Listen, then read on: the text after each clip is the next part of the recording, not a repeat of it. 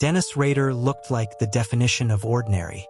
The kind of guy you'd walk past in a grocery store and never look at twice. A quiet man with thick glasses, neatly combed hair, and a stiff personality that made him seem more awkward than dangerous.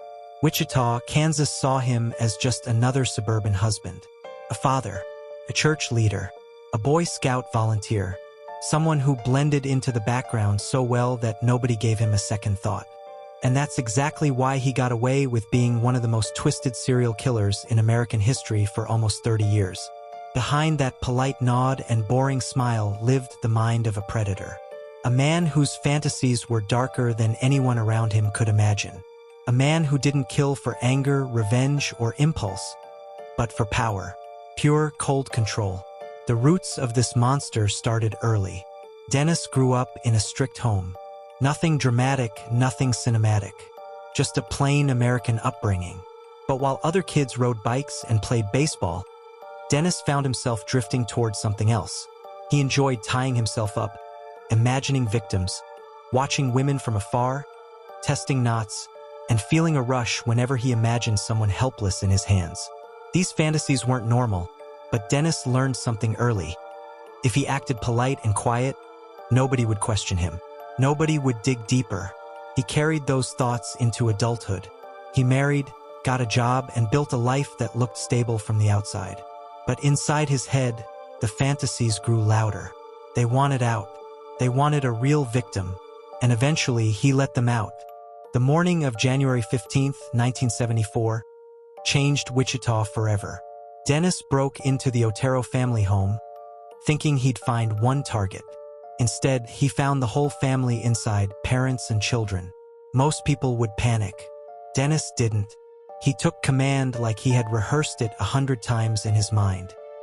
He tied them up carefully, methodically, with the same ropes and knots he'd practiced alone since he was young.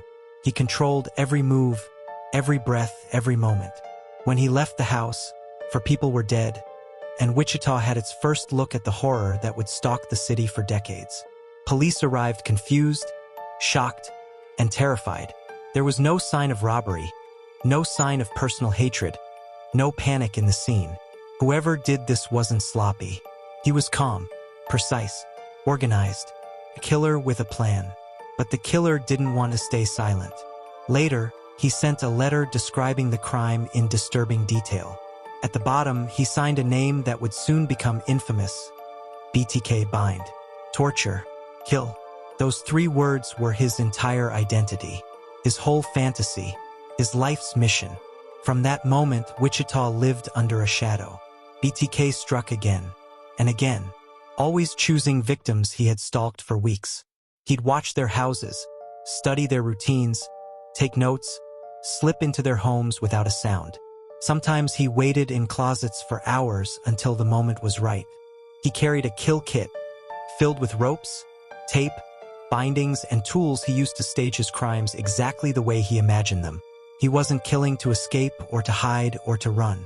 He was killing to create, to perform, to build the perfect fantasy scene he had rehearsed inside his mind since he was a teenager. He left notes, poems, drawings, and taunts for the police. He wanted attention.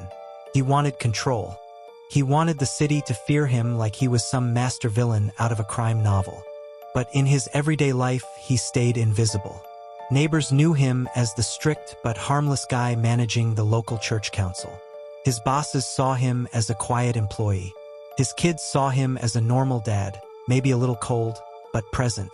He coached Boy Scouts. He grilled burgers in his backyard. He complained about the price of groceries. He waved to people as he mowed his lawn. Nobody suspected that inside his desk drawers, he had photos of victims, drawings of torture scenes, stolen clothing, personal items he kept like trophies, and stacks of notebooks filled with fantasies and plans. The scariest part wasn't just that he killed. It was that he could switch between 2 lives effortlessly, the family man and the predator, the church leader and the killer hiding in a victim's closet, the strict father and the man writing disturbing stories in his basement after everyone was asleep. By the early 1990s, BTK suddenly went silent. For more than a decade, nothing happened. No letters, no murders, no taunts, Wichita slowly began to breathe again. Maybe he had died. Maybe he moved away. Maybe he got locked up for something else. But the truth was simple. Life got busy. He had kids, family, work, responsibilities.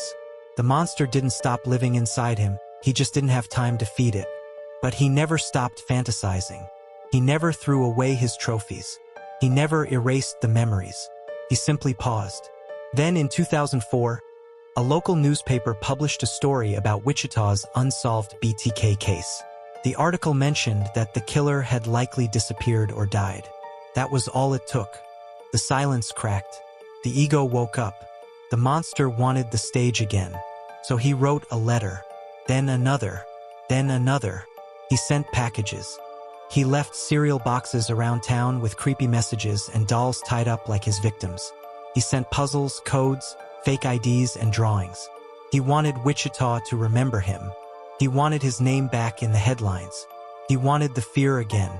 Detectives, smarter this time, stayed quiet. They never called him dumb. They never challenged him. They let him believe he was a genius above them all. And that arrogance would destroy him. In one letter, BTK asked the police a question that would become legendary in crime history. Can a computer disk be traced? Please be honest. Police, answering through the newspaper, said, no, it cannot be traced. And the killer believed them. He believed the police. The same police he had mocked for 30 years. Dennis mailed a purple floppy disk. Detectives cracked it open. They found one piece of hidden metadata. Just one clue. Author Dennis. Location Christ Lutheran Church. The police checked the church website. The president of the church council was named Dennis Lynn Rader. Their jaws dropped. The decades-long ghost finally had a face. Not a monster with glowing red eyes. Not a shadow figure in an alley. Just a normal-looking man who blended in too well. His house was placed under surveillance. DNA was taken from his daughter's old medical sample, and it matched BTK's DNA from crime scenes. The mask was gone. On a quiet February day in 2005, police pulled Dennis over. He didn't fight, didn't cry, didn't pretend to be innocent. When they said, "You're under arrest for the BTK murders," he gave a simple, pathetic response. Oh, inside the interrogation room, Dennis confessed everything. Calm, polite, proud, as if he was presenting a school project. He described the killing step by step. He described the bindings, the positions, the fantasy scripts he followed. He talked about victims like they were objects in his collection. He had no guilt, no shame, no emotion. For detectives, it was like talking to a robot, a machine built only to dominate and control. Dennis Rader received 10 life sentences. No parole, no escape, no stage, no audience. He spends his days in a small cell, stripped of the only thing he ever loved, power. The man who spent his life binding others is now the one confined. The man who wanted fame is now forgotten behind bars.